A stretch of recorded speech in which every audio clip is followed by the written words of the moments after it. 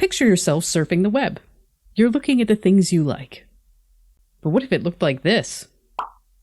Okay, that's only a small percentage of people. It's more likely it would look like this. So how do you surf the web if you can't see? Screen readers are software that take this and make it more like this. Then it can read out the page for you, like this. Home, link. About us, link. Contact us, link. Special summer bargains, heading. View deals, link. T-shirt, image. You get the idea. There are a number of options for assistive technology like screen readers. The main ones are JAWS, which will cost about $1,000. Then there's NVDA, which is free.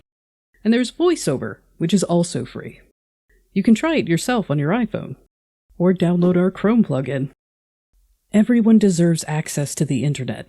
If you need help getting your site up to scratch, visit silktide.com.